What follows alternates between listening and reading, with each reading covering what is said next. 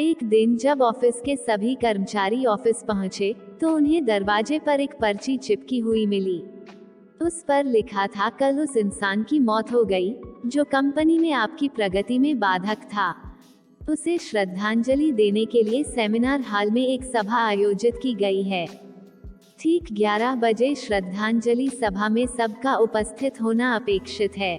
अपने एक सहकर्मी की मौत की खबर पढ़कर पहले तो सभी दुखी हुए, लेकिन कुछ देर बाद उन सब में ये जिज्ञासा उत्पन्न होने लगी कि आखिर वह कौन था जो उनकी और कंपनी की प्रगति में बाधक था।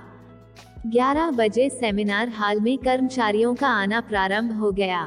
धीरे धीरे वहां इतनी भीड़ जमा हो गई कि उसे नियंत्रित करने के लिए सिक्योरिटी गार्ड की व्यवस्था करनी पड़ी। लोगों का आना लगातार जारी था।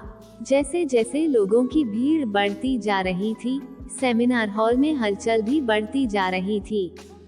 सबके दिमाग में बस यही चल रहा था, आखिर वो कौन था जो कंपनी में मेरी प्रगति पर लगाम लगाने पर तुला हुआ था। चलो, एक तरह से ये अच्छा ही हुआ कि वो मर गया। जैसे ही श्रद्धांजलि सभा प्रारंभ हुई, एक एक करके सभी उत्सुक और जिज्ञासु कर्मचारी कफन के पास जाने लगे। करीब पहुंचकर जैसे ही वे कफन के अंदर झांकते, उनका चेहरा फंका पड़ जाता, मानो उन्हें सदमा सा लग गया हो। उस कफन के अंदर एक दर्पण रखा हुआ था। जो भी उसमें झांक कर देखता, उसे उसमें अपना ही अक्स नजर आता।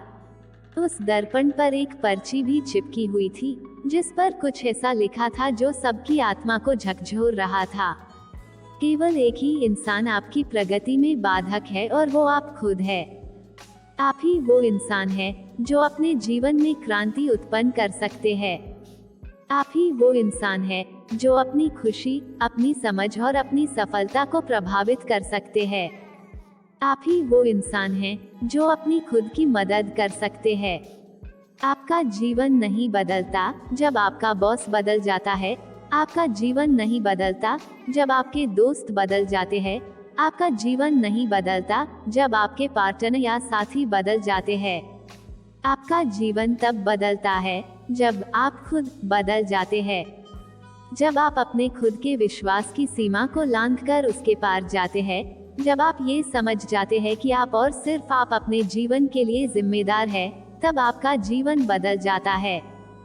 सबसे महत्वपूर्ण रिश्ता जो आपका किसी के साथ है, वो आपका खुद से है। हमारी ये कहानी आपको कैसी लगी, हमें कमेंट में जरूर बताएं। अगर आप मेरे चैनल पर नए हैं, तो हमें सब्सक्राइब करना ना भूलें। धन्यवाद।